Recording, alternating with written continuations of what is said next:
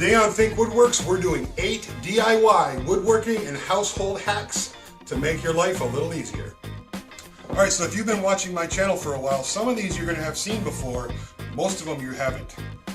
Hack number 1, sometimes you're going to need to drill a pilot hole for a screw, or maybe you need to drill a pilot hole in some hardwood before you run a nail in. And if you don't have the right size drill bit, you can just take a nail that you're going to use, clip the head of it off, put it in your drill,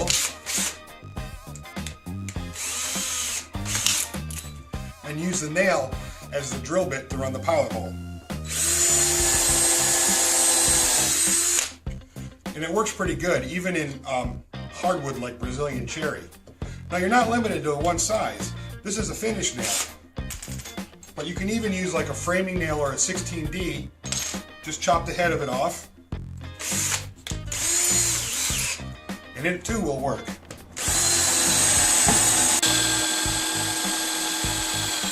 Hack number 2 and 3.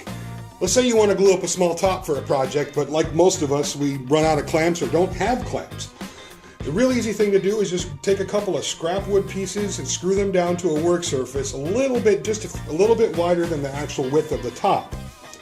And I like to put wax paper underneath my glue up so I don't get glue all over my work surface, but I can't find my scissors. So the second hack is just take a metal straight edge and lay it over the top and pull up. You'll get a nice clean edge every time. Now that I've got my block screwed down and my wax paper's cut and down, I'm just going to put some glue on, which I've already done on my work pieces, and I'm going to lay them in there, tight up against the back block, and then take a couple of wedges. Now you can buy shims at the local hardware store, or you can cut a couple yourself and just put them in on either end and tap them into place. Instant clamp. And this works for tabletops, big and small, whatever size that you need. Okay, hack number 4 and 5 are another glue up trick and clamp trick. Let's say I've got 3 pieces of wood that I want to glue together to make a big thicker piece, a leg. One of the biggest pains in the butts when it comes to laminating pieces like this is that they like to move around.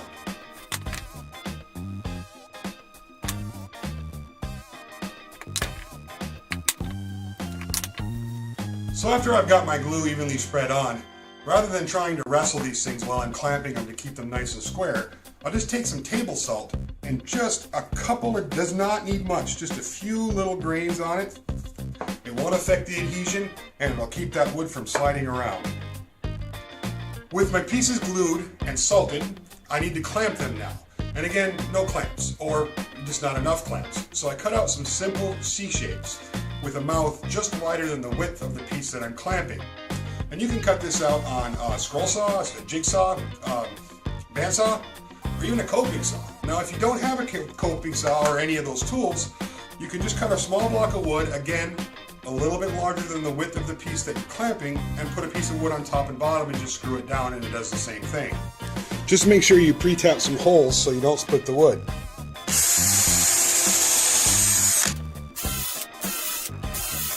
And then just screw them onto your block, leaving one side hanging out.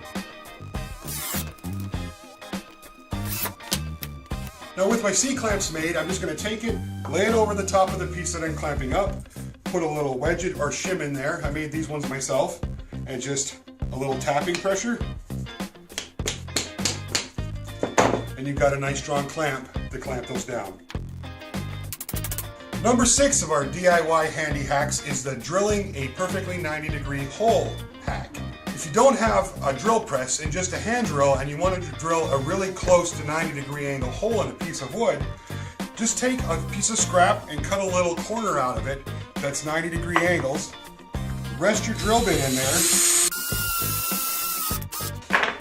And there you go. Now that's not going to be an absolutely perfect 90-degree angle, but it's going to be close. Now if you don't have the ability to cut that, like with a bandsaw or something, you can just take 2 pieces of dimensional lumber that have nice straight edges, stack them together, and take your drill bit and again rest it right in that saddle and drill away. If you do have a drill press but you want to drill a hole out in the middle of a piece that's too far for the throat to reach on your drill press, here's another cool trick. Start with the drill bit that you're going to use, put it in your drill press, and drill a hole through a piece of scrap material. Next, mark wherever you want to put your hole with a punch, so you've got a nice little starting point. Take the drill bit you used on the drill press, put it in your drill, run it through that block, put the point of it on your hole, set that down, hold it in place, and drill the hole.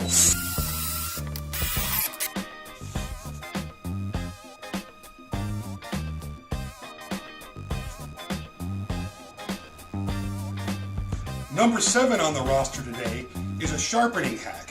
Let's say you've been using your utility knife a lot and your blade's starting to get a little dull. Not real dull, but you want to put a little edge on it just to keep going. Well, grab your coffee cup and make sure it's empty. Turn it upside down and use that bottom rim as a sharpening stone. It works really good. It also works for kitchen knives. If you're in your kitchen and that edge is just starting to wear off a little bit and you want to tune it up real quick, you can just use your coffee cup and you're good to go. Now, if you use this hack, you want to be careful and make sure you're using a ceramic coffee cup. And this is not a replacement for a good sharpening. It's just a way that you can put a little edge on a knife in an emergency. Now, the last hack for the day is an indoor hack. Let's say you're taking a picture down or you're moving it and you don't want to put anything in its place. You end up with a nasty little hole in your wall. Now, rather than going down to the hardware store and grabbing some drywall mud or some spackle, you can just take some toothpaste.